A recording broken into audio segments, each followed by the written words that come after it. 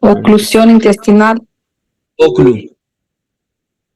Obstrucción y este es oclu. ¿Cuál es la diferencia entre ser obstrucción y oclusión? A ver si recuerdan. Obstrucción y oclusión. ¿Son diferentes o son iguales?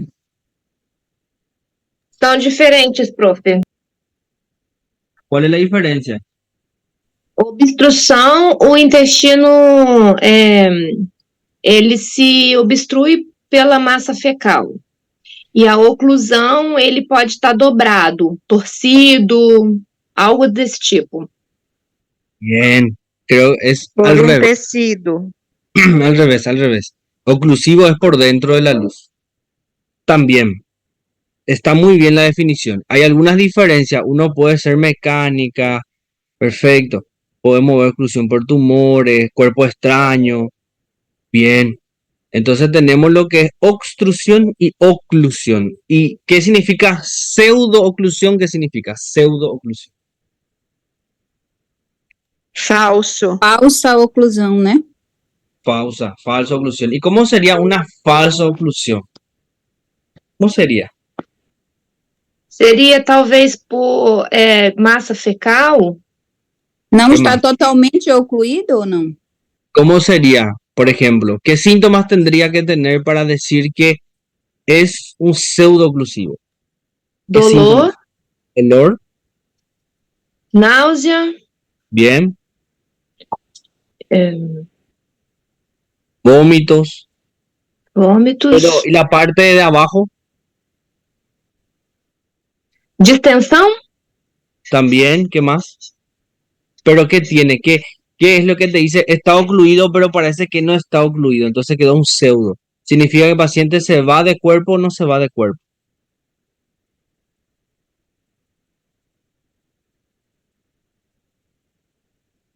¿Hace número 2 o no hace número?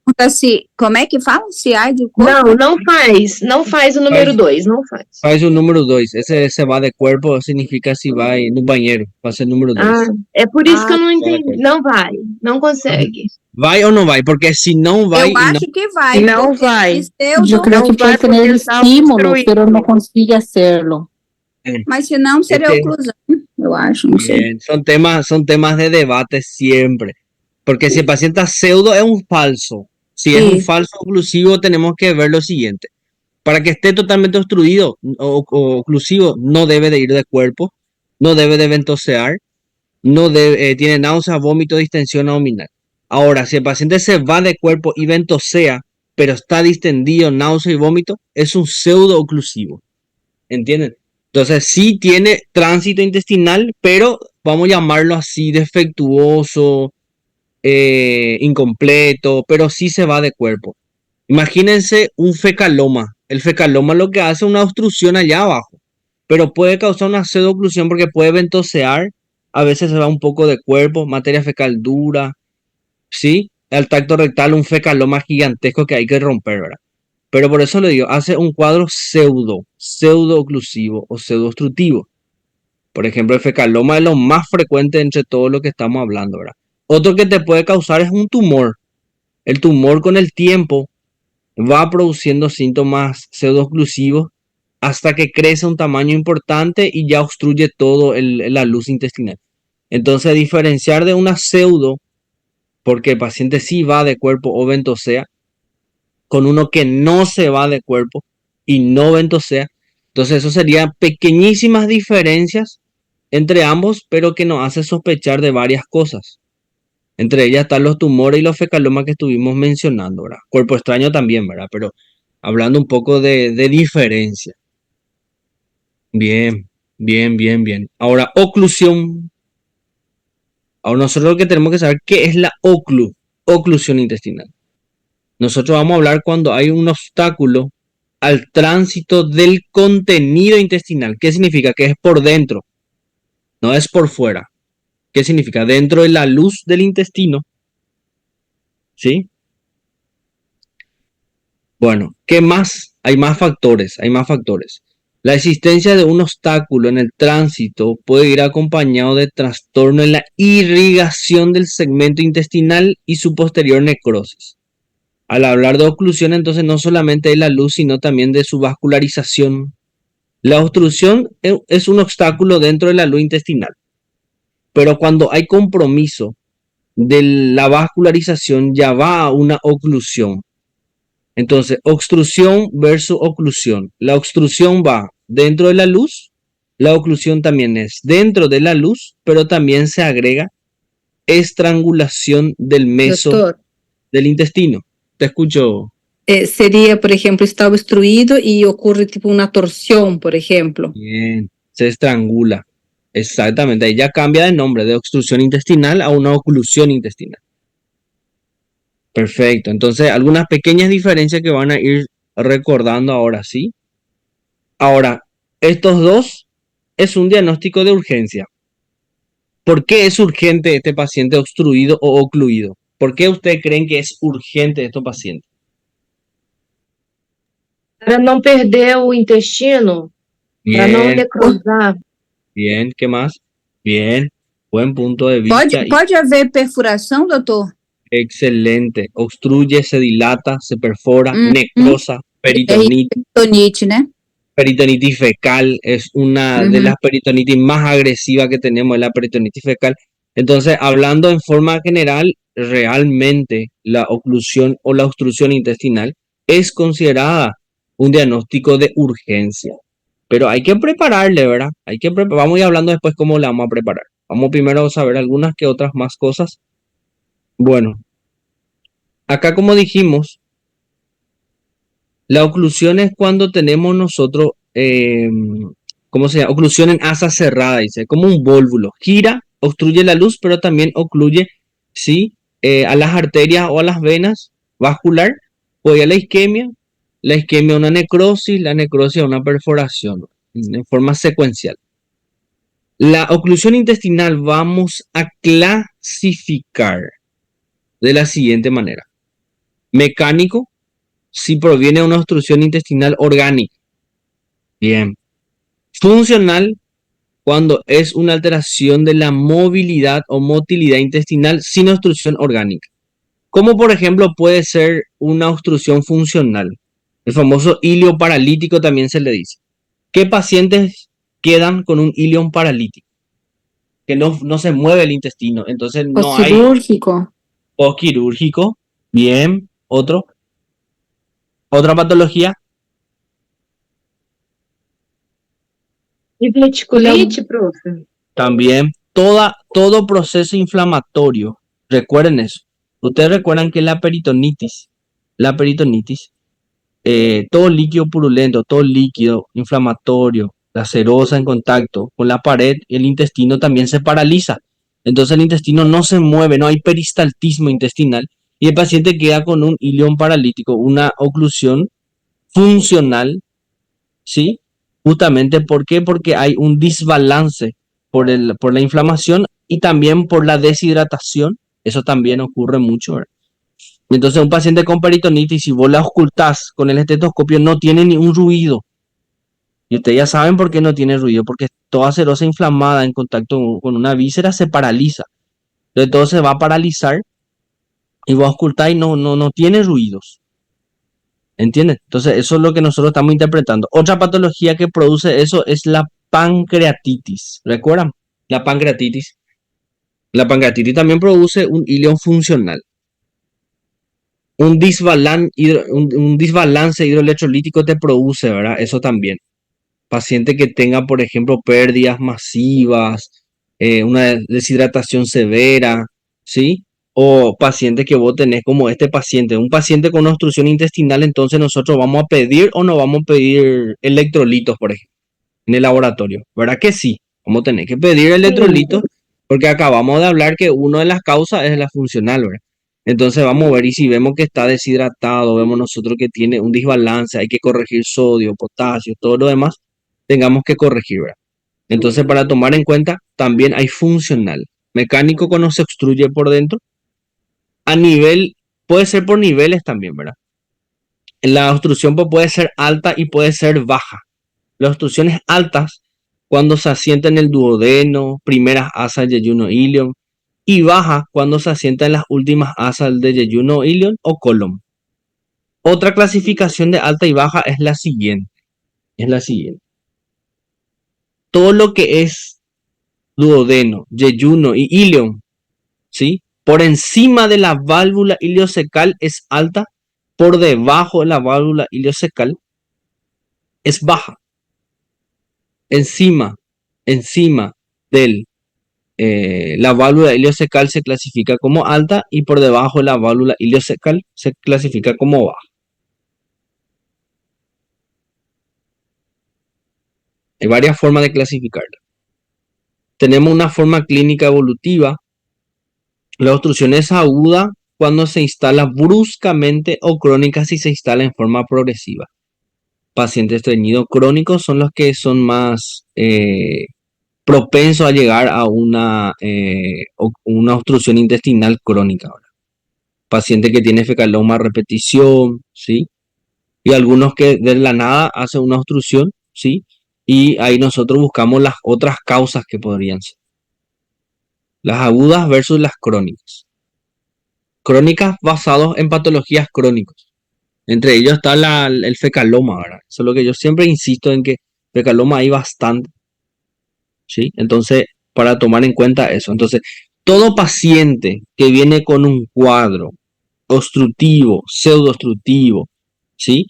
Oclusivo, pseudooclusivo, como estamos hablando nosotros, ¿se le hace o no se le hace tacto rectal y por qué? Yo creo que se le hace, doutor. Para poder identificar se tem fecaloma. Em sangue, né? Bien. Sangrado, fecaloma, ¿qué más? ¿Qué más nos permite el tacto rectal? Además de, dijimos nosotros... Tumoraciones, tumores. Sí, ¿qué más? Hemorroides, né? Bien. Bien, bien, bien. Y yo recuerdo muy bien que hice tacto rectal en un paciente joven, jovencísimo, 30 y pico años, con Cuerpos extraños. cuerpo extraño, bien. Y el paciente refería que no se podía ir de cuerpo, pero ventoseaba. Un pseudo-obstructivo, ¿verdad? Pseudo-oclusivo. Agarré, yo le hice el tacto rectal y al introducir el dedo se sentía la próstata gigantesca, caliente, dolorosa al tacto rectal. ¿Qué podría ser?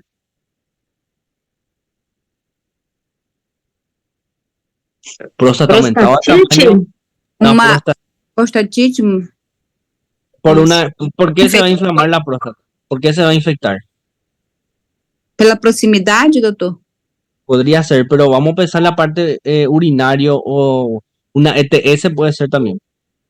Infecção urinária. Por causa Por uma urinária doença. das fezes. Puede ser una enfermedad venérea, sí, sí. También, bien, todito eso podríamos haber pensado. Yo recuerdo bien que le hice el tacto rectal y sentí la próstata. Lo que pasó fue lo siguiente, la próstata estaba tan aumentada de tamaño, pero gigantesco, que comprimía la salida del contenido intestinal. Entonces tenía un pseudo cuadro, un pseudo oclusivo, pseudo obstructivo. Entonces el paciente vino por una distensión abdominal y dolor al defecar. Se iba de cuerpo y le dolía todo el alma, me decía el paciente. Entonces al tacto rectal Entonces podía ser un tumor de próstata. también, pero viste que duele y fue algo agudo y era un paciente joven.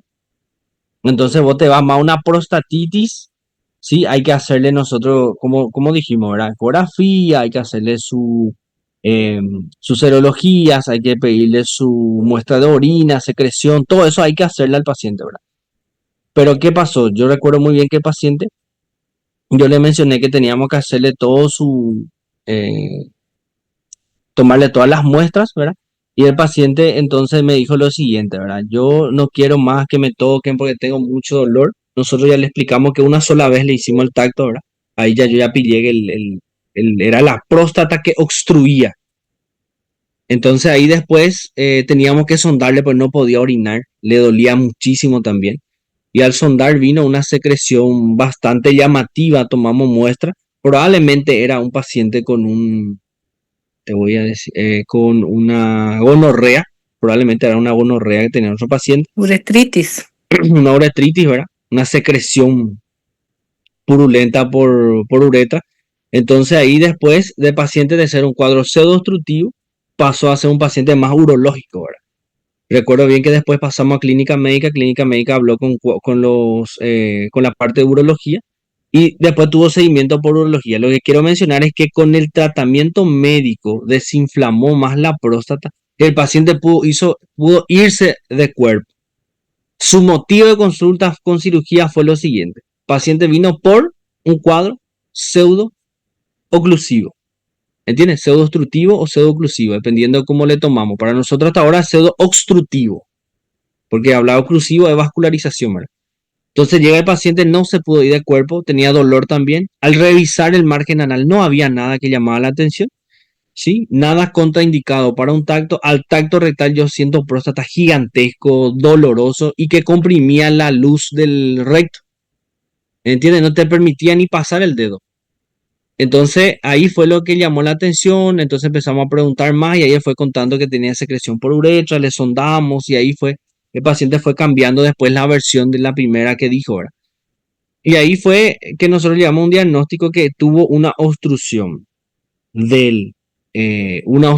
ya sea de la luz del recto por compresión de otro órgano. En este caso sería la próstata. Extrínseca en el caso, seria obstrução Una extrínseca. compresión extrínseca. Doutor, então ele nem foi porque ele só foi mesmo quando já estava com problema para evacuar, né?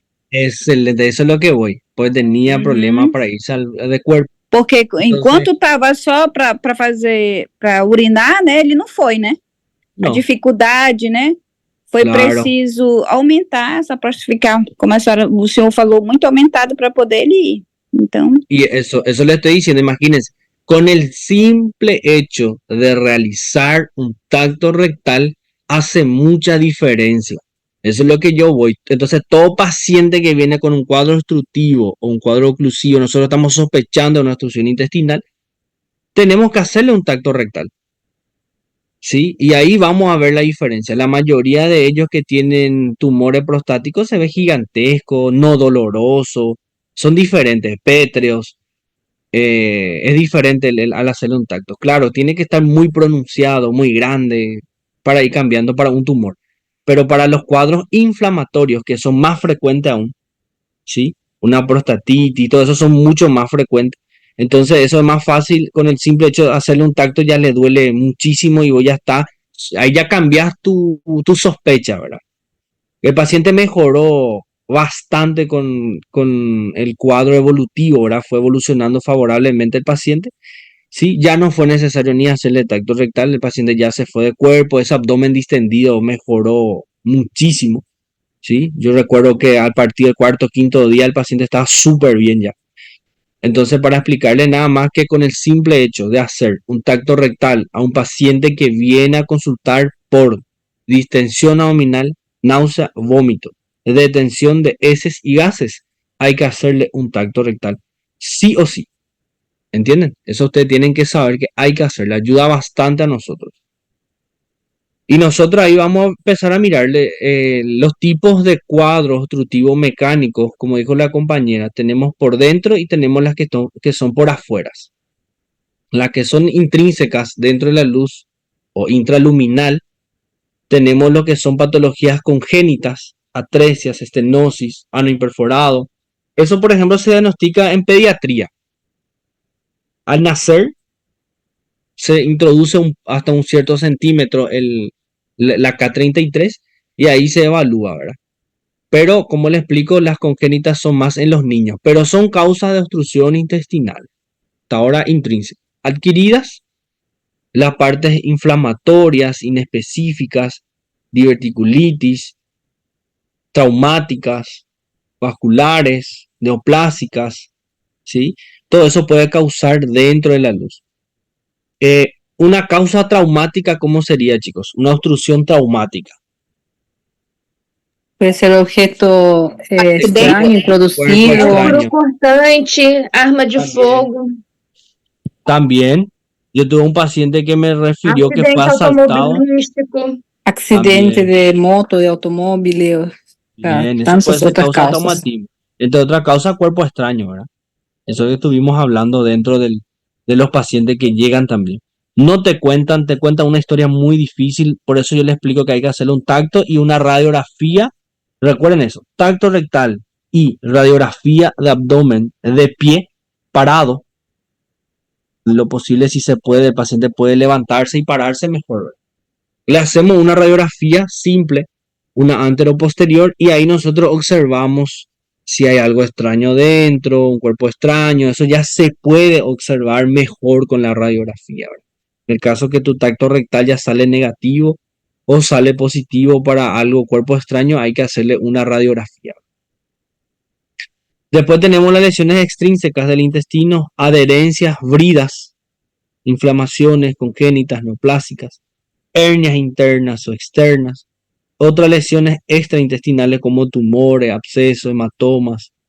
Yo le estuve hablando un poco de, en este caso, los tumores o una inflamación de la próstata, ¿verdad? Vólvulo, una obstrucción del lumen del intestino dentro, cálculos biliares. ¿Ya escucharon alguna vez cálculo biliar que obstruye el intestino? Sí, ya. Se llama ilio biliar.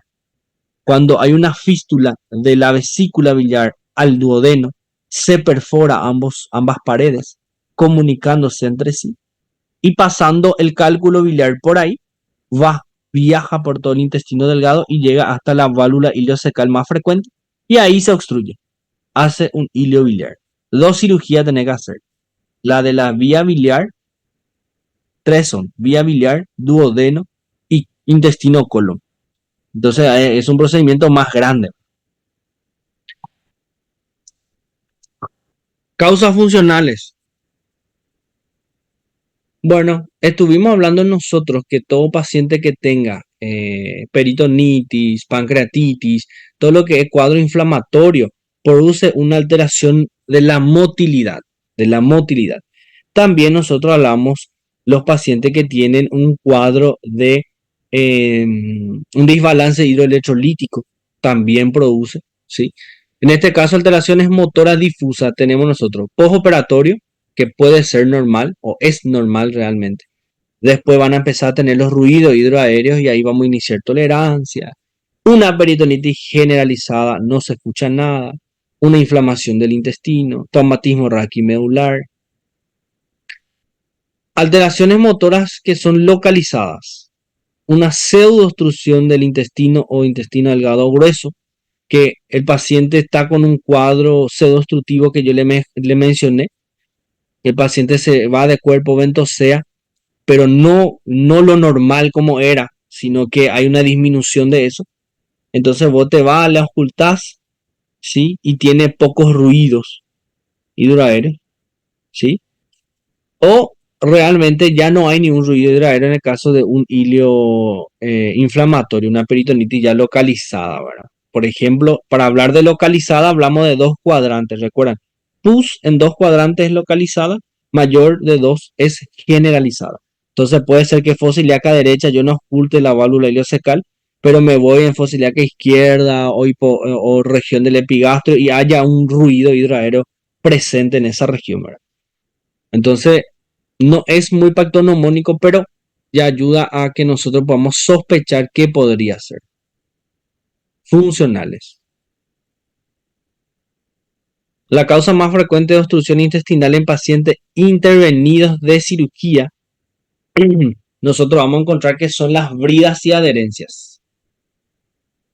Entonces, es una pregunta directa. ¿Cuáles son las causas de obstrucción más frecuentes en pacientes que son intervenidos en cirugía?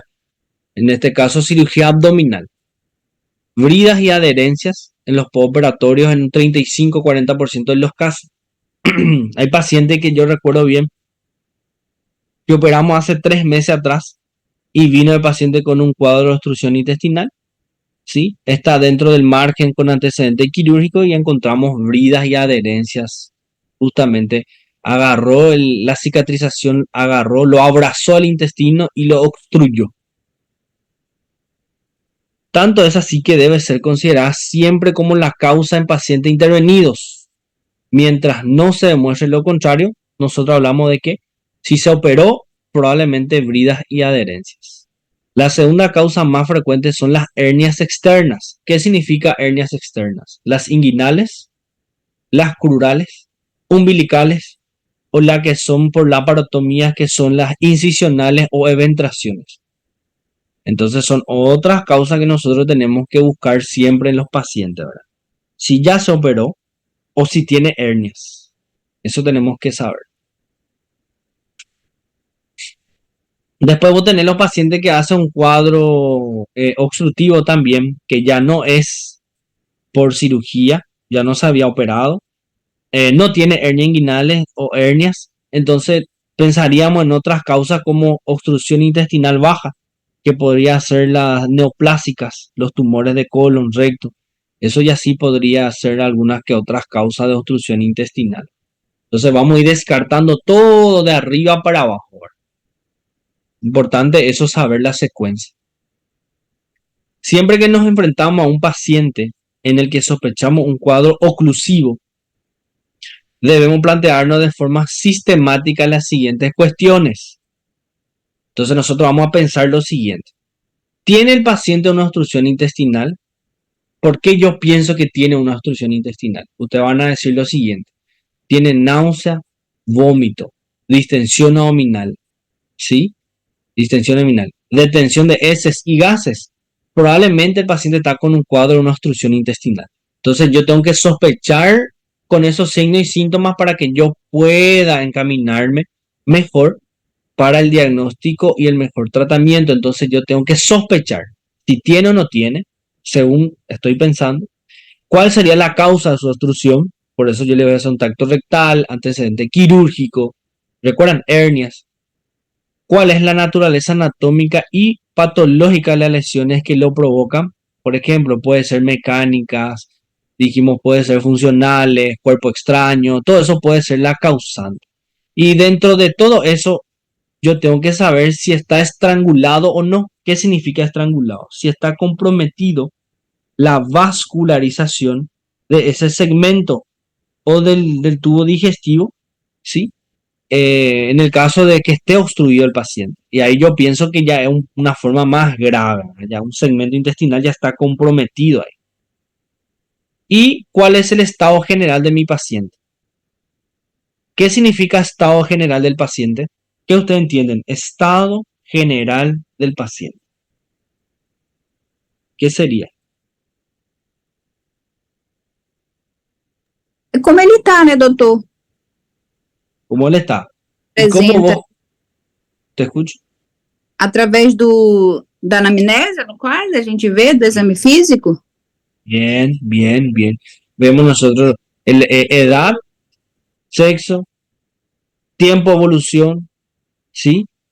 Al examen físico, antecedentes patológicos que tenga tu paciente, ya sea quirúrgico, antecedentes patológicos personales, ya sea, por ejemplo, si es diabético, hipertenso, todo eso me tiene que dar también un panorama para saber cómo está mi paciente y qué También la debo de ectoscopía, priorizar. ¿verdad, doctor? La endoscopía, bien.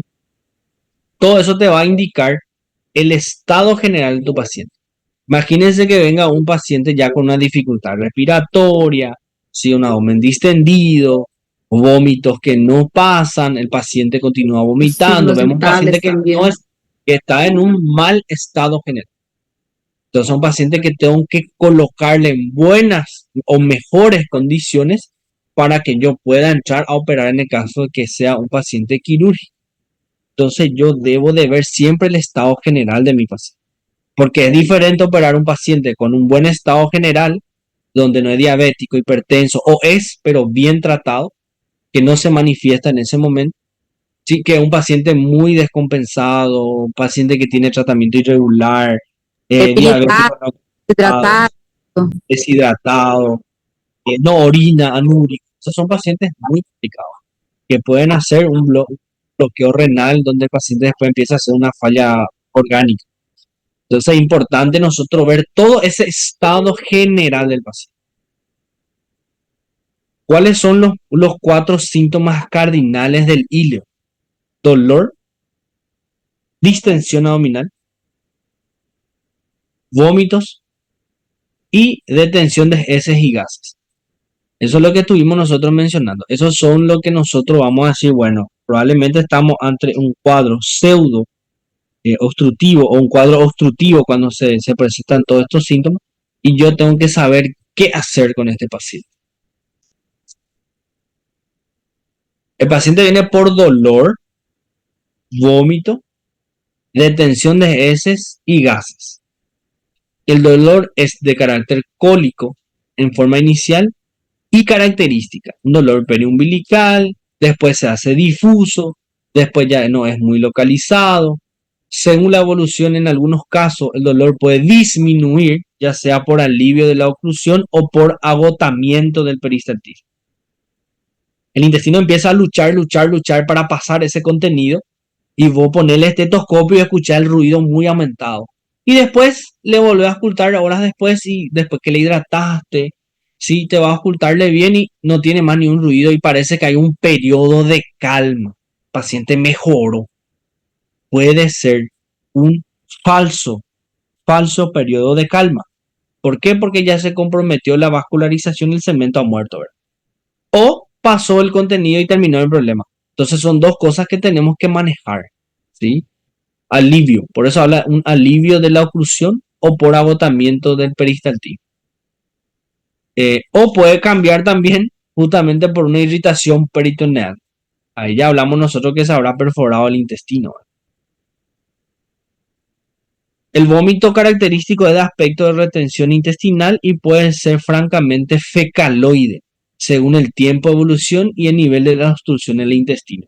¿Qué significa vómito fecaloide? ¿Qué te indica eso? Vômito com fezes. Muy bien, vamos a empezar a ver. Si el paciente empieza a vomitar a nivel gástrico, ¿sí? Nosotros vamos a ver un color más amarillento, color más verdoso, duodenal, ¿sí? Después puede llegar a pasar todo el intestino delgado y tener un vómito más fuerte como fecaloide realmente. Eso te puede indicar la gravedad inclusive de tu paciente, que es un paciente demasiado grave de mucho tiempo de evolución para que pueda transcurrir esa forma inversa, ¿verdad? Para hablar de que estás teniendo vómitos fecaloides.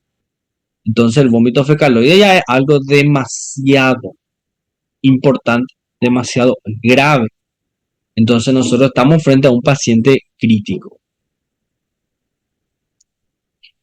¿Cómo hacemos la exploración física? Dice, exploración física, laboratorio, O radiológico. que acontece no caso? Quando Fíjate ele que vomita fecaloide. Bien, el paciente vomita, por ejemplo, en varias oportunidades, el peristaltismo trata de empujar, no consigue, se cansa, entonces el contenido hace como un reflujo y vuelve Retorno. para arriba. ¿Entienden? Hace un reflujo, como un reflujo.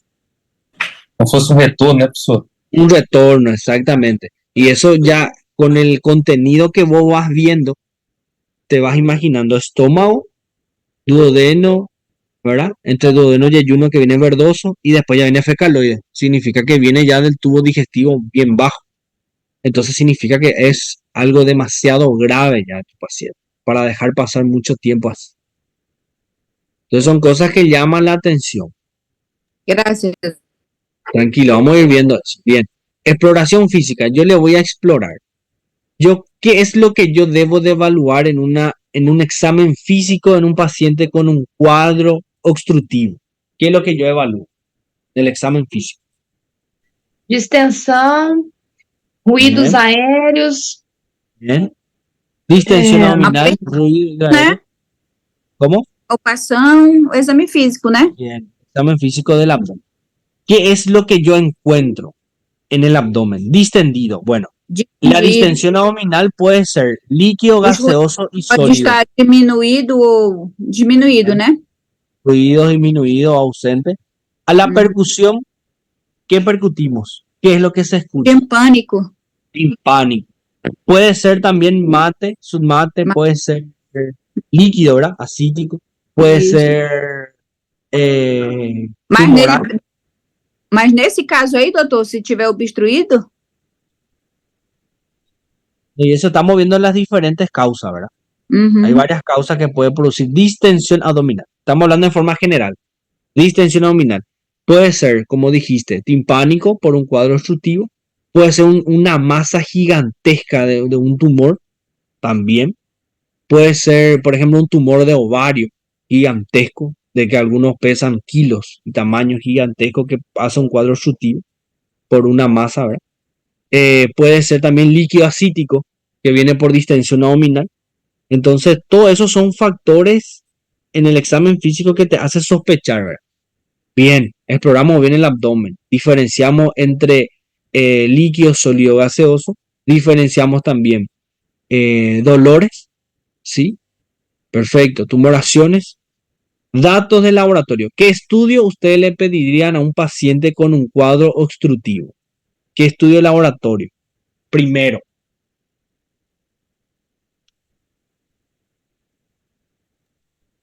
Ecografia? No, primero el laboratorio, hemograma. Hemograma? Hemograma completo. ¿Qué buscamos en el hemograma? ¿Qué es lo que nosotros observamos en el hemograma?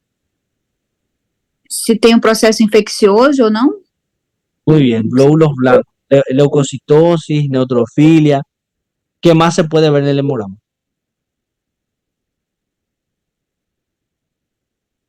Hematócrito, hemoglobina, Bien, hemoglobina, hematocrito, plaqueta inclusive.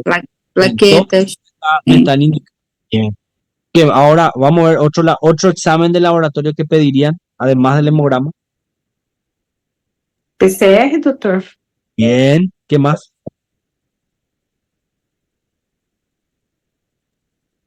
Glicemia, glucose, Tempo de coagulação, Tiempo de coagulación. ¿Qué más? Ureia, creatinina. Bien, perfil renal, urea creatinina. Os perfil lipídico, hepático. También. Hepático, lipídico, bien. Todo estamos bien, estamos organizando, viendo. Puede ser una pancreatitis metabólica, todo puede ser. Estamos muy bien, estamos viendo todo porque es una alta sospecha, ¿verdad? Y si vamos a operar y sangra mucho, ¿qué se pide? Además del coagulograma. Si vamos a transfundir, ¿qué necesitamos? sanguínea, né? Tipo, Tipificación sanguínea. Muy bien. tipificação sanguínea. Bien. ¿Qué más le vamos a pedir? ¿Cuál era otra causa funcional que yo le mencioné? ¿Qué se le pide entonces?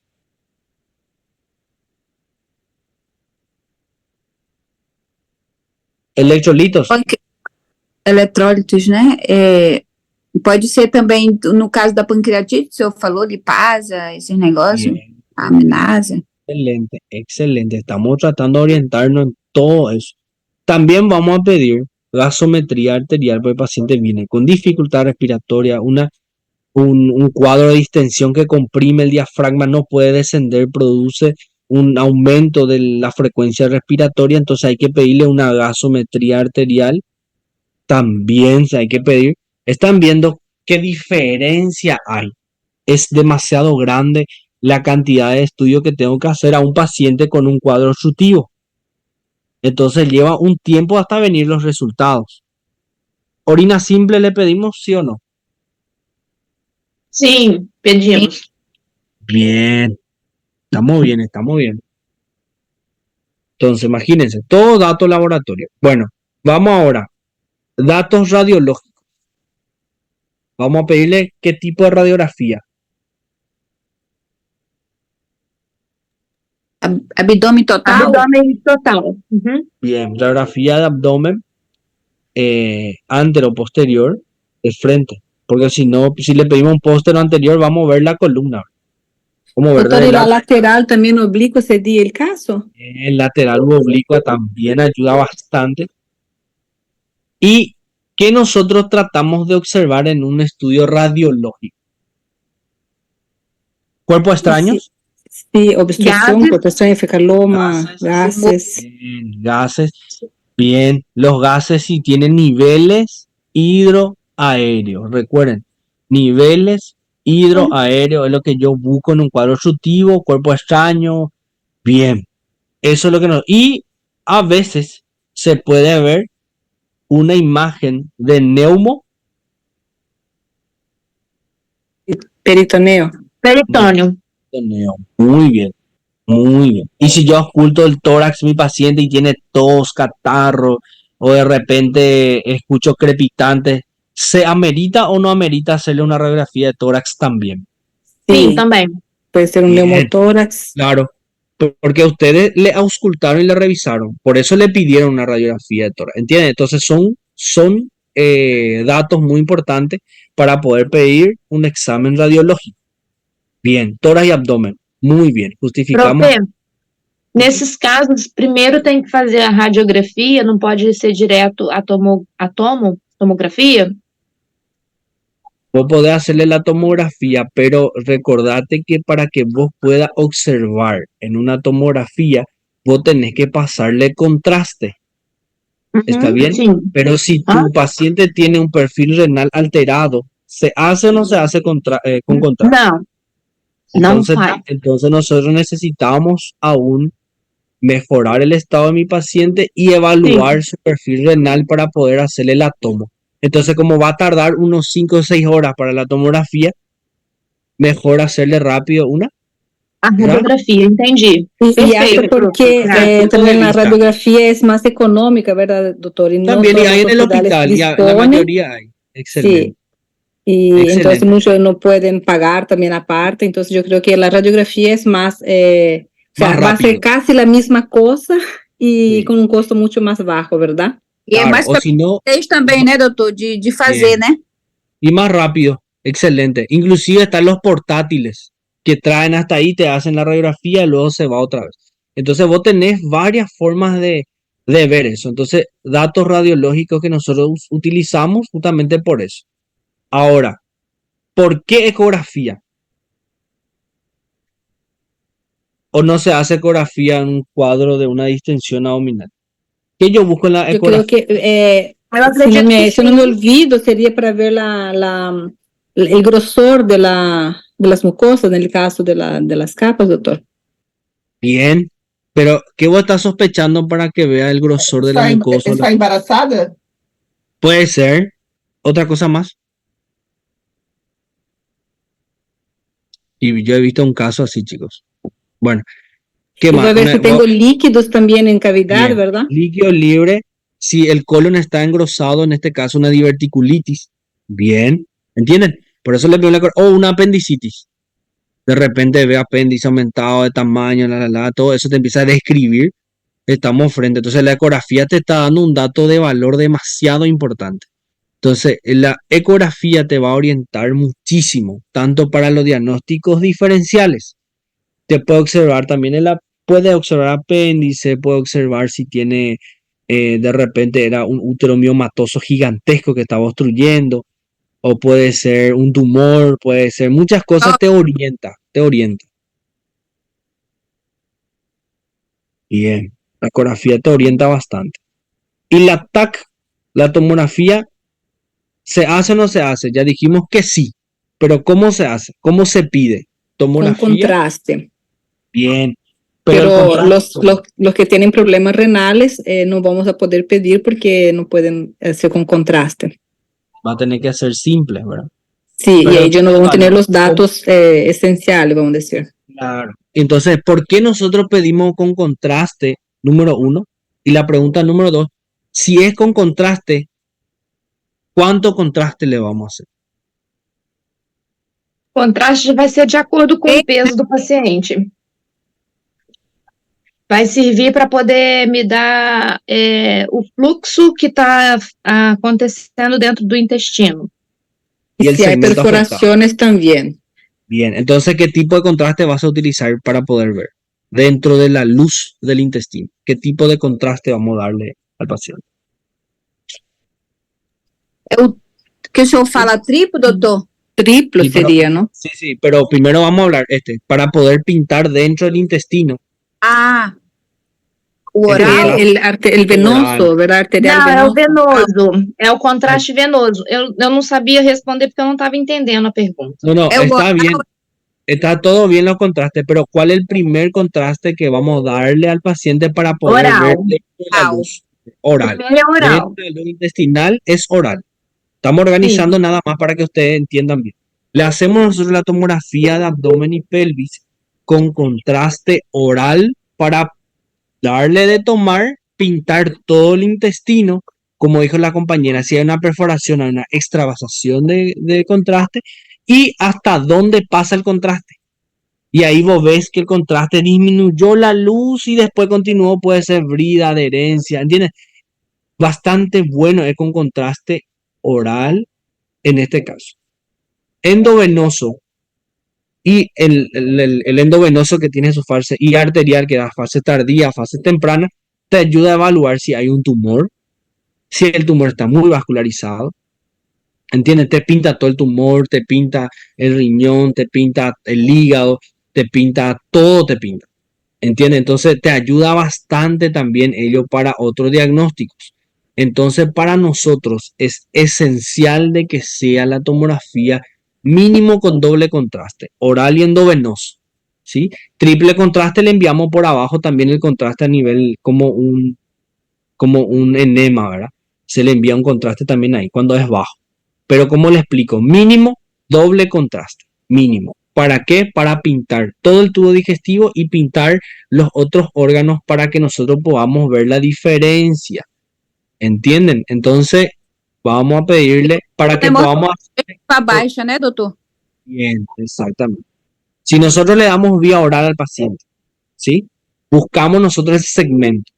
Ahora, vamos a pensar todos juntos. Si el paciente tiene una obstrucción intestinal funcional, ¿recuerdan que era funcional? Que era por un desbalance hidroelectrolítico, ¿recuerdan? Sí. Bueno, yo al colocarle el contraste oral tiene un proceso oncótico, ¿sí? Osmolar, ¿recuerdan eso? Entonces, ¿qué hace? Hace que el intestino pueda recuperarse mejor, ¿sí? Que haya mejor filtración, recupera ese intestino sus electrolitos y hace que el intestino empiece a tener motilidad y le ayuda al peristaltismo. Entonces el contraste oral le ayuda en eso. Y Solo si ya con el es contraste ya puedo mejorar eso, doctor. excelente. O sea, entonces sería diagnóstico y tratamiento. Bien, ese es nuestro punto de vista que estamos teniendo ahora, que te ayuda para el diagnóstico y también le ayuda como un tratamiento. Entonces, muy bueno el contraste oral, ¿sí? En este caso, pero nosotros aún no sabíamos que el paciente tenía un cuadro funcional. Nosotros ya le hidratamos, le hicimos todo corrección de electrolitos, pero se le hace la tomografía y después la tomografía el paciente mejora, imagínense. Cosas que pueden suceder, por eso el contraste oral es muy bueno. Ahora, imagínense que el contraste oral que vos le vas a dar a tu paciente, dar de tomar, pero no funciona la tomografía. ¿Qué se le puede hacer? Le podemos dar de tomar el contraste y le vamos a tener que hacer Radiografía. ¿Para qué le vamos a hacer radiografía? Para perseguir El contraste para ver si hay extravasación o bloqueo. Bien, vamos a hacer lo siguiente. Tomó el paciente el contraste, ¿sí? Hacemos una radiografía 6 horas después de tomar el contraste, ¿verdad? 3 a 6 horas. Si le hacemos 6 horas después, hacemos el contraste, vamos a ver, primero se hace las 3 horas, ¿verdad? Pero vamos a dejar a 6. Le damos a tomar el contraste oral y le hacemos una radiografía. Y vemos que pintó todo el estómago, ¿sí? Y pintó parte del duodeno. En otras horas después se hace otra placa seriada, ¿sí? A las 6, a las 12 horas y vemos si va pintando todo el colon. ¿Entienden? Y en 24 horas después le hago la radiografía y si el contraste se quedó y no descendió hasta el recto, ¿qué significa?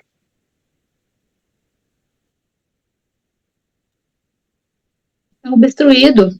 Que está obstruido y que hay que entrar a operar y terminó ahí el problema de andar esperando mucho tiempo, ¿verdad? Entonces, las placas seriadas con contraste o le ayuda a mejorar a ese paciente que le mencioné o te indica que está obstruido y no pasa todo el contraste.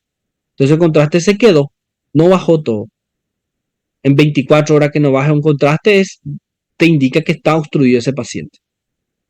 Entonces, por eso le digo, el contraste oral que nosotros le damos a los pacientes le ayuda a desobstruir en el caso que sea funcional, te ayuda también a pintar todo el tubo digestivo y te muestra que el contraste no llegó hasta la ampolla rectal, hasta el recto, que quedó en un colon, por ejemplo. A veces queda en colon derecho, a veces queda en colon izquierdo, y no baja más el contraste en 24 horas después de una radiografía. Significa que está con un cuadro obstructivo y hay que entrar a operar.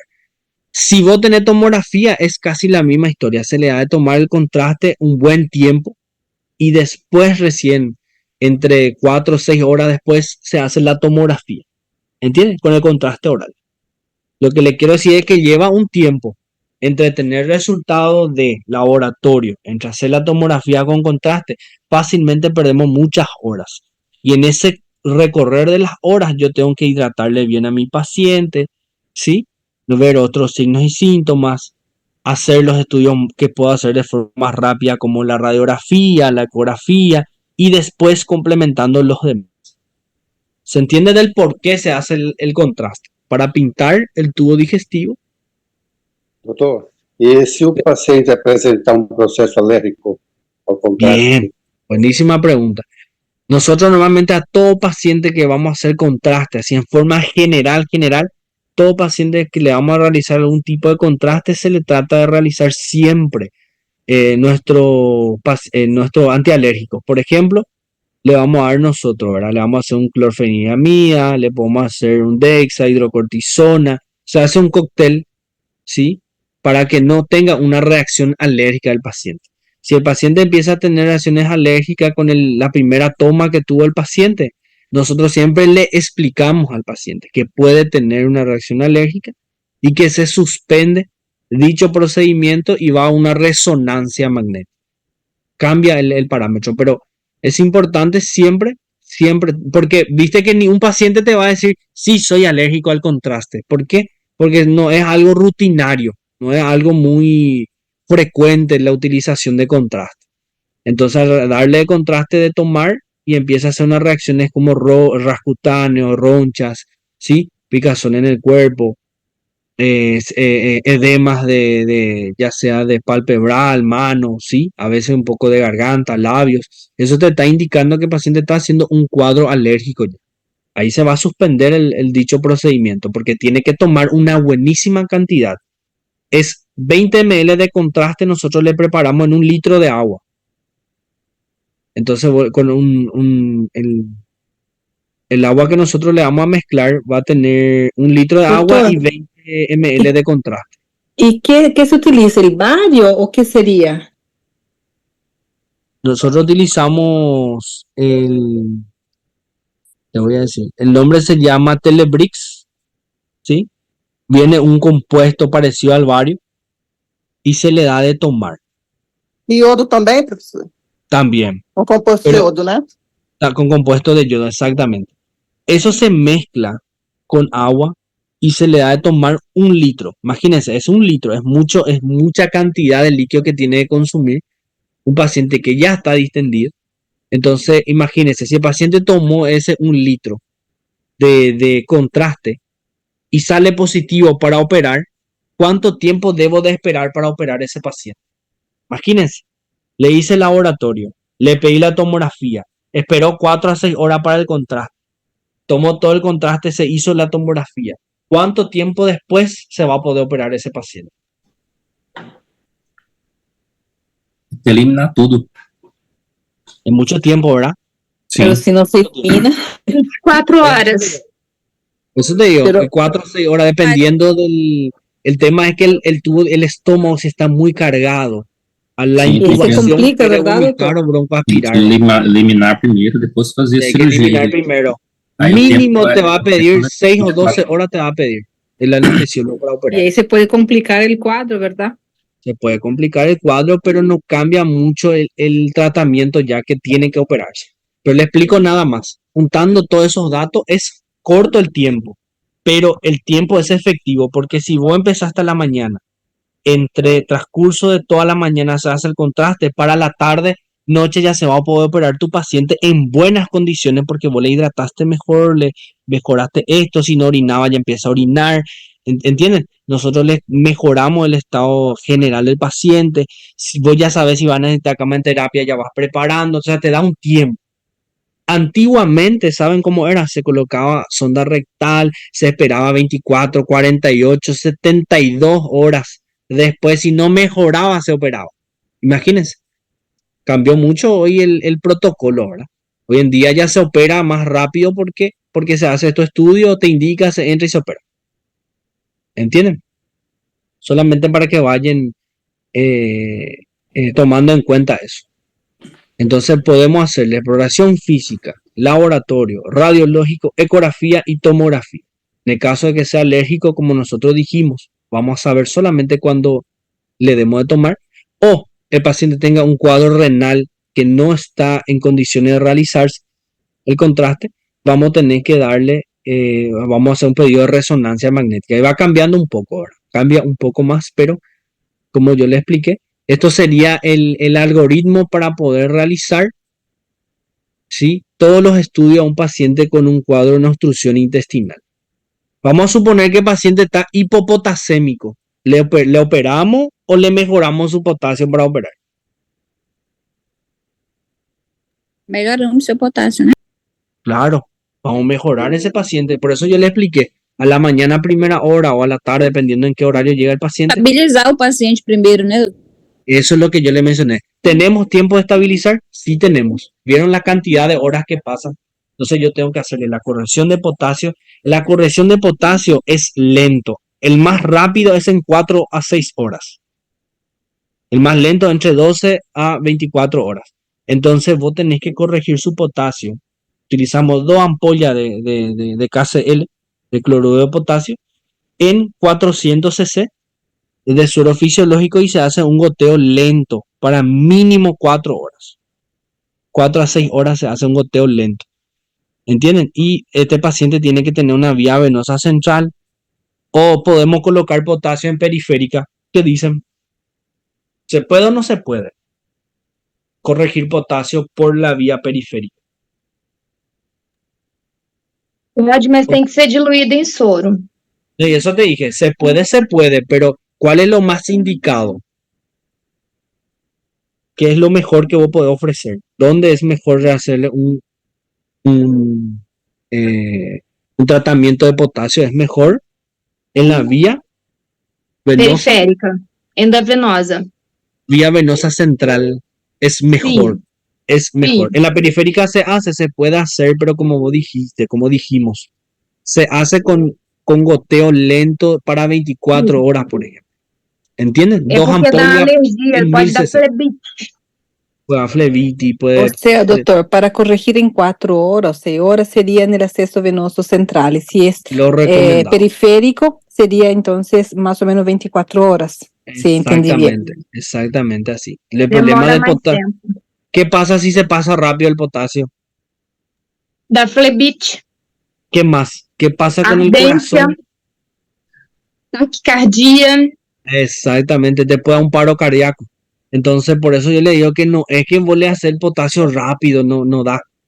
¿Entienden? Yo le hago le quiero hacer entender nada más que el estado general de mi paciente tengo que estar en buenas condiciones para entrar a operar, porque al abrir el abdomen perdemos como 3, 4 litros de líquido al abrir el abdomen. Si el paciente ya está luego deshidratado, si ya tiene un hilo paralítico por hipopotasemia, por todo esos cuadros, imagínense si vos no le preparas a ese paciente.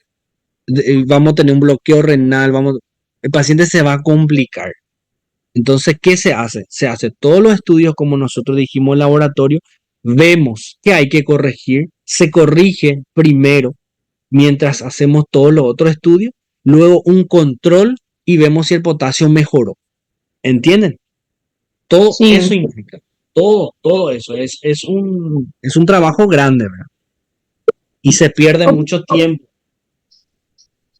¿Entienden? Profe, e esses casos desses pacientes que são bem considerados grave, já é indicativo de uma veia central? de um acesso venoso Exatamente. central. Exactamente. Não dá para deixar com um acesso periférico. Exactamente. Así mismo es. Vamos a tener periférico, ¿verdad? Hasta que nosotros podamos tener retorno de coagulograma, tipificación, y luego nosotros le hacemos la vía venosa central. Primero siempre la periférica, ¿verdad? Y después vamos a una central y después hacemos los controles radiológicos. Vemos si el acceso venoso central está bien en la región de la vena cava. Si está todo bien, utilización de ese catéter con mayor seguridad y los controles posteriores con los resultados del laboratorio. Y de esa manera brindar al paciente la mejor condición posible. Por eso la mayoría de la gente dice, ¿por qué no le operó si a la mañana ingresó? Va a ingresar a la mañana. Se va a pedir todos los estudios. Viene el retorno.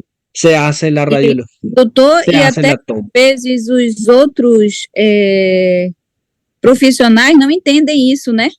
Ahí está.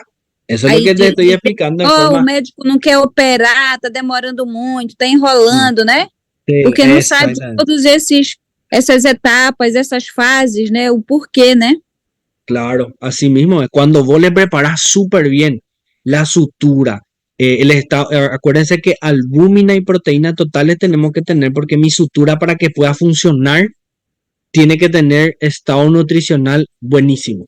Si mi paciente viene, por ejemplo, hipoalbuminémico, hipoproteinémico, yo ya sé que no voy a hacer ni una sutura intestinal, voy a sacar todo hacia afuera y voy a hacer una colostomía o una ileostomía, porque no voy a arriesgarme a que no va a cicatrizar.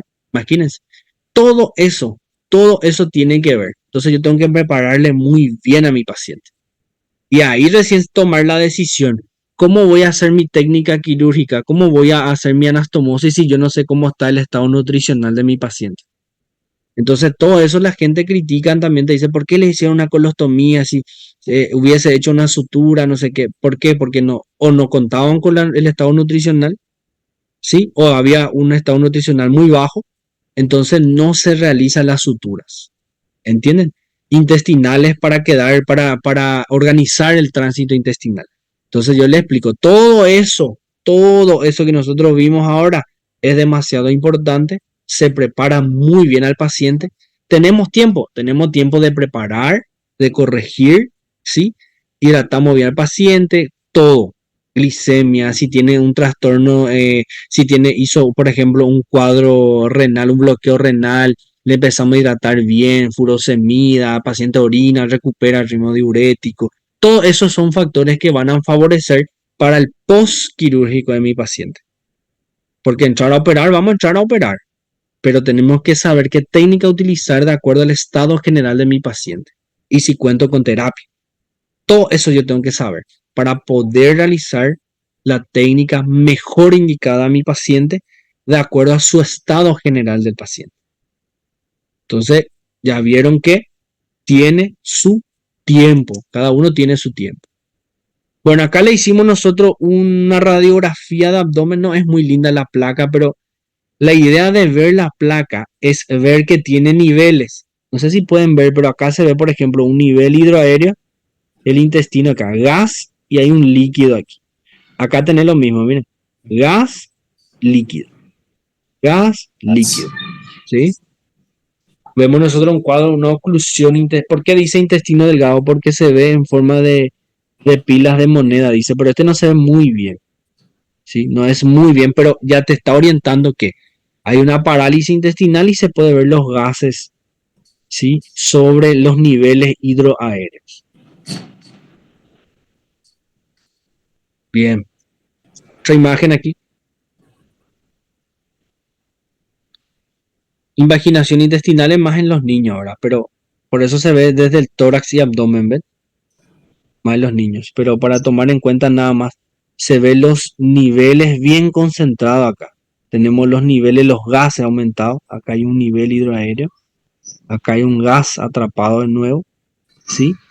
En estos casos, por ejemplo, es bastante difícil de hacer un diagnóstico directo. Una invaginación. La idea que usted tenga es que el paciente está distendido, se ve, por ejemplo, bien distendido, ¿sí? Náuseas, vómito del paciente y se ve una imagen de gas y los niveles hidroaéreos. Todo indica que está con un cuadro obstructivo el paciente. No son imágenes muy, muy significativas en el sentido de que es muy pactonomónico, pero ya te orienta que hay niveles. Este no se ve bien tampoco, pero lo que se hizo acá a través de una sonda rectal, ¿sí? Y se envió el contraste y pintó acá el colon. ¿Entienden? Acá muestra que hizo el colon, vino aquí. El contraste, pintó todo el colon, ¿sí? Y lo que muestra aquí es que hizo un vólvulo.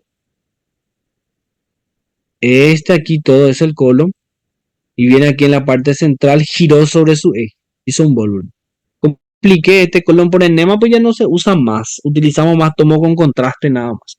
Pero son las imágenes radiológicas que si tenemos en el servicio y no hay tomografía, se están utilizando, ¿verdad? Para poder tratar de orientar y ayudar al paciente. Sonda rectal, dice.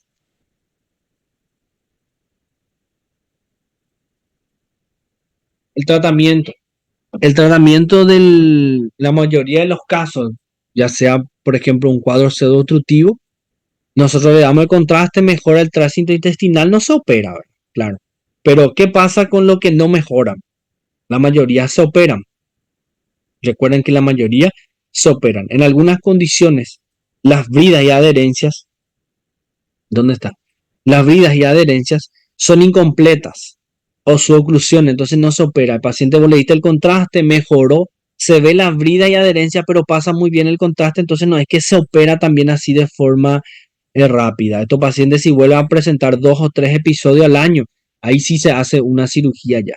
¿Por qué? Porque todo paciente que ya hizo brida y adherencia, cuanto más yo le opero, más probabilidad de que hagas más bridas y más adherencias.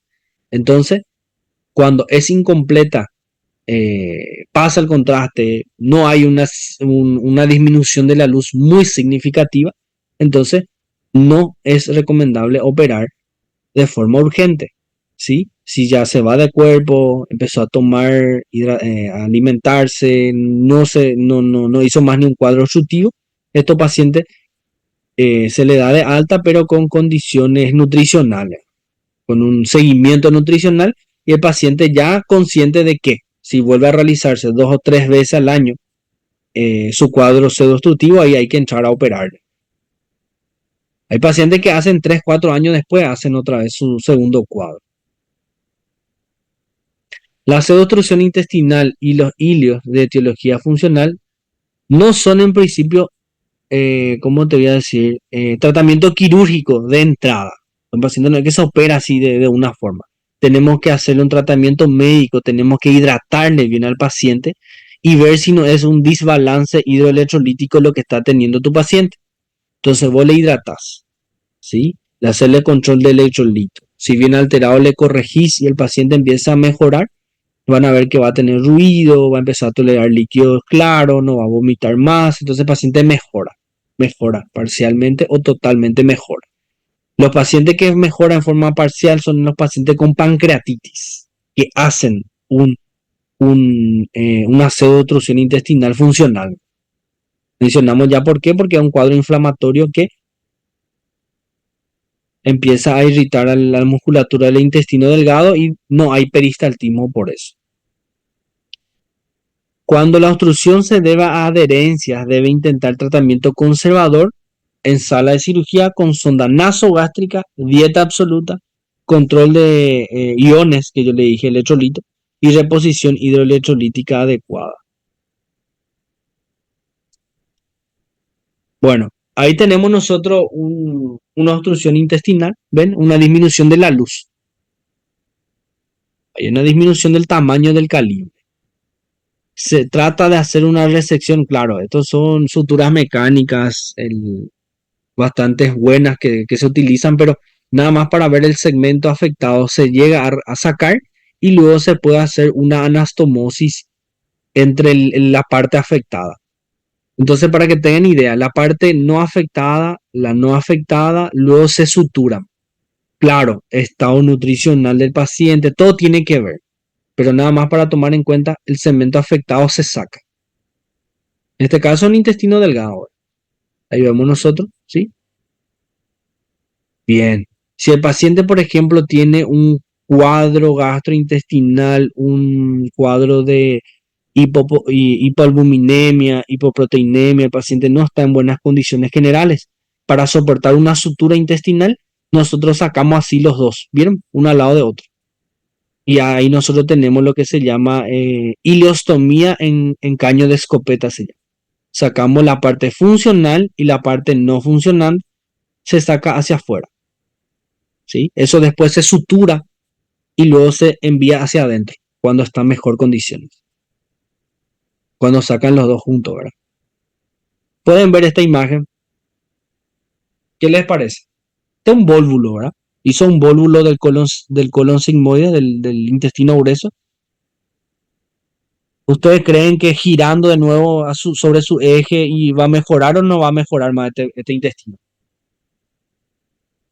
Yo creo que no, parece ya que tiene un poco de necrosis, ¿verdad, doctor? ¿O me equivoco? Sí, así mismo está necrosado.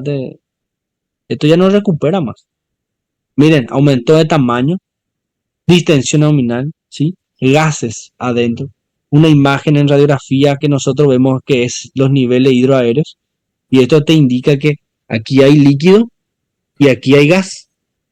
Líquido, gas. Líquido, gas arriba. Entonces en una radiografía ya te permite visualizar.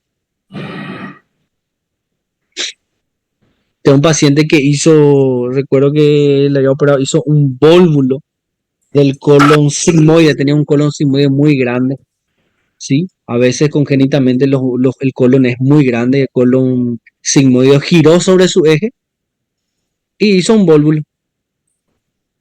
El paciente fue a cirugía, ¿verdad? Este no mejoró con la sonda nasogástrica, no mejoró con la hidratación.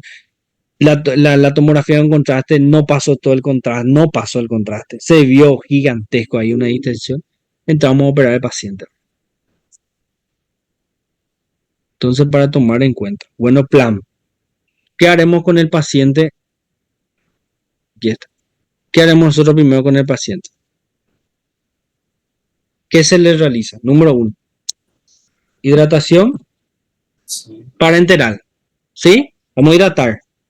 Bueno, después de hidratar, ¿qué se le hace? Número 2. Para descomprimir. Laboratorio. No, antes del laboratorio. Estamos diciendo que cuando llega el paciente hay que realizar 3 cosas. Hidratar al paciente. Isso é quando ele chega no hospital. Sí. Sonda vesical para descomprimir el abdomen. ¿Sí o no? Sí. Y Sí, sonda vesical y oral. Sonda nasogástrica. la nasogástrica. Después después el resto que estuvimos mencionando. La vía oral y todo lo demás. Entonces, se le hidrata al paciente. Sonda vesical para descomprimir el abdomen y sonda nasogástrica también para descomprimir el abdomen. A veces con estos 3 gestos, ¿sí? El paciente mejora rotundamente, un 50% mejor. Vuelve el resultado y era un paciente con una hipopotasemia, un cuadro funcional. Nosotros le hidratamos bien, le controlamos su potasio, corregimos, el paciente después mejora y no se opera, imagínense, utilizando solamente estos 3. O le hace un tacto rectal y era un fecaloma. Hidratando con todo esto, el paciente mejora, tacto rectal, se evacúa el fecaloma, el paciente mejora bastante, ¿verdad? Entonces es importante saber estos 3 pasos que vamos a utilizar. Hidratación parenteral, sonda vesical, sonda nasogástrica, ¿sí? En algunos cuadros se realizaba antiguamente sonda rectal, que era el número 4, que hoy en día ya no se utiliza más tanto la sonda rectal. Entonces, para tomar en cuenta que se realiza hidratación, sonda vesical, sonda nasogástrica. Después, a partir de ahí, ¿qué hacemos nosotros? Número 4. Laboratório. Exames laboratoriais, Después el laboratorio que viene. exame de imagem. Imágenes. Dentro de imágenes, ¿qué le vamos a pedir? Raio-X Ecografia, e a Radiografia, Lateral sería también, ¿sí? ecografía Lateral y oblicuo. TAC. Bien. Ecografía. Y por último, la TAC. Con doble. Contraste.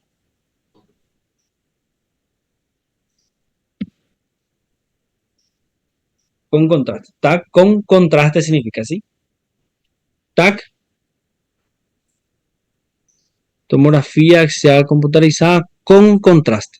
¿Está bien? Dijimos que el doble, pero bueno, vamos a dejar, estamos organizando. Después dijimos, ¿qué más? Se hace radiografía de tórax Se en el puede caso hacer la que algo... resonancia también en algunos casos, ¿verdad, Bien, doctor? bien, resonancia y radiografía de tórax en el caso que yo sospeche un cuadro pulmonar también o algo. Sí. Pero organizando un poco cómo vamos a hacer. Hidratamos las tres, sonda vesical, nasogástrica, laboratorio, imágenes. Después viene entre todo eso, ¿verdad? Dentro del laboratorio, imágenes que yo voy a ir pidiendo, nosotros tenemos que hacer algo que se llama examen. Examen físico. Y ahí yo le voy a hacer tacto rectal. ¿Está bien? Recuerden que esencial para nosotros es el tacto rectal.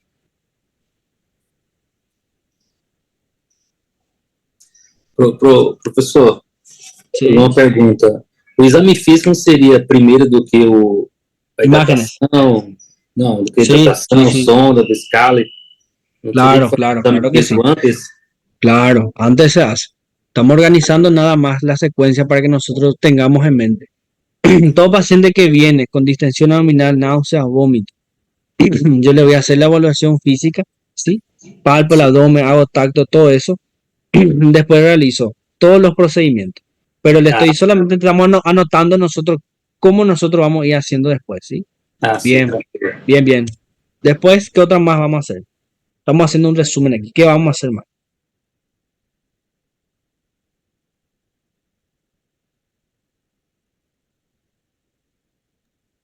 Ele estabilizado leva, espera hidratação, como o senhor falou, e depois leva para a cirurgia? Estado general. Bien. Mejorar el estado general del paciente. Y, por último, realizar la cirugía. Bien. Evaluamos todo, mejoramos todo el secundário, né? paciente. Exactamente. Después, dentro de todo esto, evaluar si el paciente es un paciente para entrar en el estado general, pues ya vamos a saber. Vamos a ver si el paciente va a entrar en terapia o no va a entrar en terapia para manejo de medio interno. Recuerda que nuestro problema es que en el medio interno de este paciente. ¿Sí? Ok, para tomar en cuenta eso. Recuerden ustedes control de daños. Dentro de eso también está control de daño, ¿verdad? Si hay que entrar y suturar intestino, si hay tiempo, el paciente está bien, se hace. Si no, hay que hacer control de daños, que es hacer colostomía y salimos ya, rápido. Se lava, se estabiliza mejor el paciente y se entra luego en una segunda intención en mejor condición. Ya sea meses después o un año después o en algunos días después, dependiendo de cómo esté el paciente. Bien.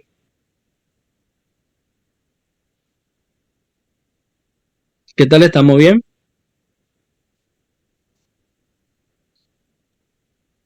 Sim, Estamos doutor. sim.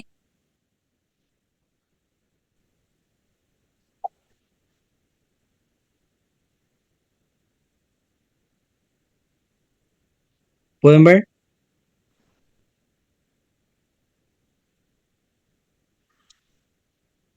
Sí, desgarro de Mallory Weiss. Sim, doutor. ¿Qué es eso? ¿Qué es un desgarro de Mallory Weiss? ¿Ya escucharon o no? No. Doutor, eu pesquisei isso, só que eu não estou lembrando agora. Pero Mallory Weiss es una patología gastroesofágica, ¿verdad? Una patología que van a ver, que a veces yo llegué a ver, no le voy a mentir, creo que vi una o dos, uno en mi residencia y uno después. Hemorragia digestiva alta? Exactamente, parte de hemorragia digestiva alta. Se clasifica como una de las causantes de hemorragia digestiva alta. Imagínense, pero ¿por qué? La pregunta es ¿por qué ocurre un desgarro? ¿Entienden? Paciente que tiene, bueno, vamos a empezar de aquí. El desgarro de Mallory Weiss. Doctor, yo no te escucho. ¿Se escucha? O síndrome de Mallory Weiss se refiere a laceraciones en la membrana de la mucosa del esófago normalmente causado por hacer fuertes y prolongados esfuerzos para vomitar o toser. Bastante raro, ¿verdad? Entonces los vómitos frecuentes no son buenos. Puede aparecer en cierta frecuencia en el punto de unión entre el esófago y el estómago y puede acompañarse de sangrado. En la transición gastroesofágica, se llama. En eso nosotros podemos encontrar. Afecta más a los hombres que a la mujer, puede aparecer en cualquier edad. Malargüe es la causa cerca del 5% de hemorragia digestiva alta, ¿sí? Es un pequeño porcentaje, pero se asocia, ¿verdad? Los desgarros del esófago están justamente cercanamente asociados a hábitos alcohólicos, desórdenes alimenticios y en algunas evidencias se demuestra la presencia de hernia del hiato como una condición predisponente. También puede ser causado por convulsiones epilépticas, puede estar asociado a la ingesta repetida de salicilato, ¿verdad? Ácido acetil salicílico, ¿verdad? Aspirinita. La aspirinita se asocia, la aspirinita se asocia en todo lo hace bien y hace mal también. Malargüe se presenta frecuentemente como un episodio de vómito con sangre. El paciente viene consulta por hematemesis después de violentos intentos para vomitar o toser. Puede también ser anotado como sangre en ese llamado, bueno, también se puede manifestar como melena con un historial de paciente que refería a vómito con sangre. Después ya empecé a hablar que vino a consultar por materia fecal oscura, ¿sí? O a veces el paciente tiene tos frecuente, bastante tos, y después empieza a venir por melena. O sea que su primera consulta es por melena. O vino por un vómito con sangre o vino por una melena. Hay varias patologías que te puede causar eso, ¿verdad? Pero pensando un poquito en Mallory-Weiss, es por un trastorno gastroesofágico. Tenemos que ver el estado nutricional del paciente, tenemos que ver si el paciente es un paciente alcohólico, que es más frecuente en ello haber varices esofágicas, y esas varices esofágicas pueden producir un desgarro de la mucosa esofágica. Y son ellas lo que se rompen y sangran bastante, ¿verdad? No es tan frecuente, pero puede. Una de las que más se asocia a la cirrosis hepática y a la varices esofágica, justamente Mallory-Weiss, porque hay un desgarro de donde está la vascularización. Entonces hay una vascularización de la arteria aorta que se comunica con el sistema porto-cava, ¿verdad? Se llama. Y ahí nosotros vamos a ver que hay que buscar el tronco celíaco para tratar de pintar el tronco celíaco y ver la vascularización de la gástrica izquierda que vasculariza justamente el segmento entre el fundus del estómago y el cardias.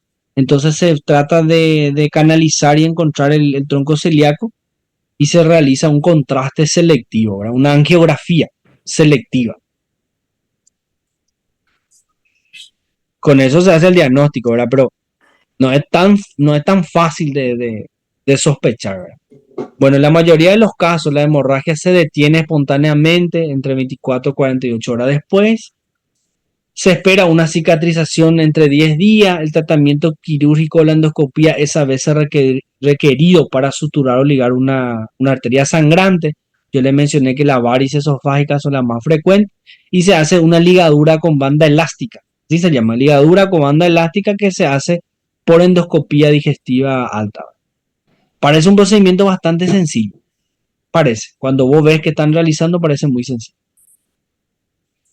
El tratamiento es normalmente efectivo si la hemorragia persiste y puede que sea necesario una transfusión sanguínea. Porque viste que vos le haces la endoscopía y ves el sangrado de dónde viene, entonces vos ya ves bien dónde está sangrando. Pero después, cuando vos entras y no encontrás el foco, es más difícil de diagnosticar. La terapia puede incluir cauterización, inyección de epinefrina para detener la hemorragia durante el proceso de la endoscopía. Muy raramente se requieren de embolizaciones de las arterias que proveen irrigación a la zona afectada con finalidad de poner fin a la hemorragia, ¿verdad? Una embolización que es selectiva, ¿verdad? Son bastante agresivos Bueno, ahí lo que nosotros vemos en esta imagen es, en esta angiografía, es que ellos encuentran al tronco celíaco, ¿sí? Y nosotros vamos buscando selectivamente dónde está la vascularización. Este envió y empezó a pintar justamente la arteria gástrica, te voy a decir, la gástrica izquierda, ¿sí? Entonces vemos nosotros cómo va pintando y dónde está habiendo el sangrado, ¿verdad? Es selectivo, es muy selectivo. Pero la idea es del angio selectivo es encontrar el tronco celíaco y enviar en ese segmento la tinción. Claro, son casos bastante especiales. La mayoría de los casos se resuelve con una ligadura nada más, cauterizando la lesión, ¿verdad? O a veces el desgarro es importante y hay que suturar como digo. Raramente si el desgarre es suficientemente de un calibre muy grande, puede causar irritación del mediastino o de un derrame pleural. Imagínense, la membrana que recubre los pulmones y llega a escapar los jugos gástricos. Una mediastinitis. Eso es bastante grave. La mediastinitis es muy grave. Una lesión esofágica o gastroesofágica que lleva a lesionar ahí, un desgarro importante que lesiona hasta la serosa del esófago, podría causar justamente una mediastinitis que es muy grave. Los trastornos que causan son tos y vómito, pero dijimos que es bastante raro. No toda tos o todo vómito te puede causar un mal Orihuese. Pero paciente que viene con tos, vómito a repetición, un paciente alcohólico, que ustedes ya conocen que es un paciente que tiene una cirrosis hepática y empieza a presentar sangrado por boca, que empieza a salir melena, sangrado, podría ser un mal Orihuese. Ahí va. Ahí yo sospecho en uno.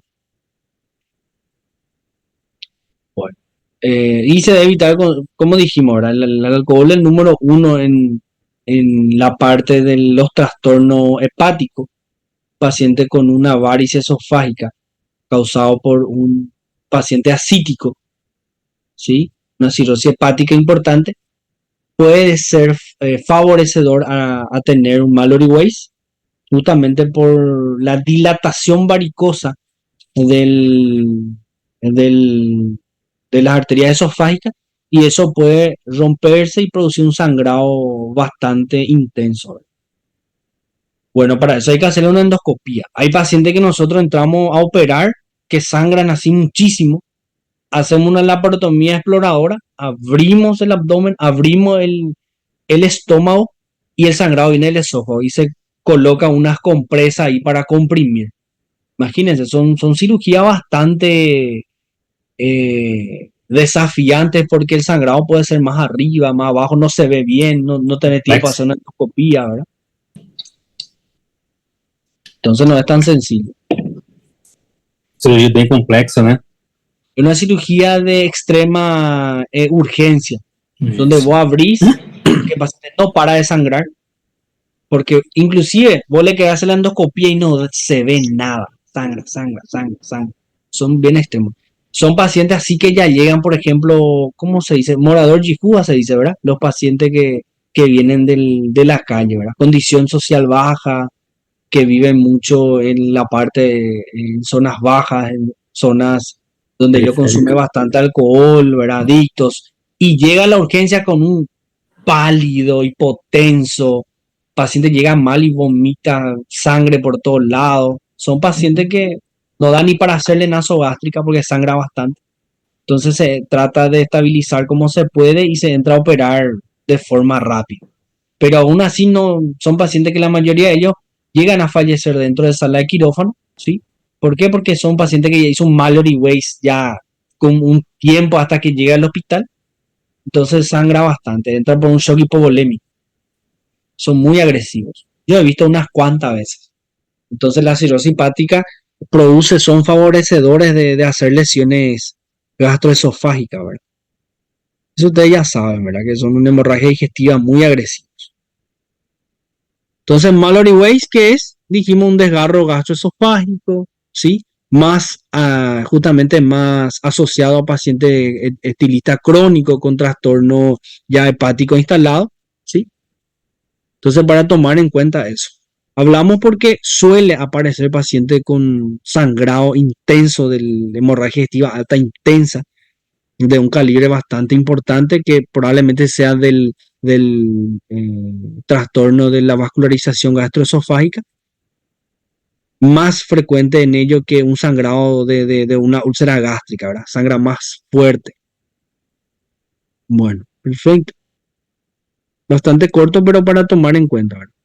Una angiografía, lo que se hace una cateterización selectiva del tronco celíaco en la angio. Bien, perfecto.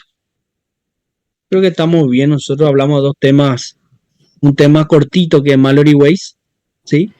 Y un cuadro de una oclusión intestinal. ¿Qué tal estamos? ¿Estamos bien? Bien. Bem, Bien. doutor, Bien, eu vi um doutor. termo que eu queria ver com o senhor, paniculite mesentérica. Sí, vamos a ver. Paniculitis mesentérica. Uhum. Uma colega falou que estava, né, e eu disse, bem assim, eu vou pesquisar. Né, eu ia ver, né.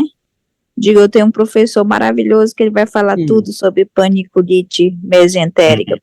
Vamos a preparar una clase de paniculitis. Buenísimo, ahí vamos a honrar a nuestra compañera, sin problema.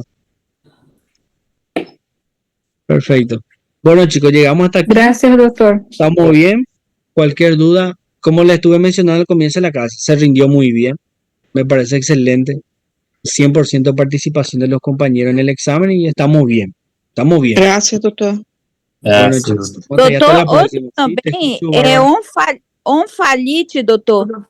Sí, Onfalite. É porque eu Sim. fui acompanhar olha, já tô até falando, um colega médico, aí apareceu uma paciente com esse problema, né? Toma. sí. Eu não sei se o senhor vê bastante, porque é mais frequente em criança, né? En Que é a los niños, inflamação en los niños. do umbigo, né? Sí. E essa moça, ela tinha justamente, eu digo, vou perguntar do mestre também isso. Sí, Tá, sí, doutor? sí. Vale, yo operé unos cuantos de esos, sí. Así mismo. Aham. Muitas graças, doutor. Dale, Muitas chicos, hasta la graças, próxima. doutor. Bom dia. Dale, saludos, cuídense. Chao, Tenha chao. uma boa tarde, doutor. Igualmente, igualmente. Buenas tardes. Buenas tardes, Gracias, hasta la doctor. próxima, chicos. A ustedes por escucharme. Gracias. doutor. Fica com Deus. Já foi.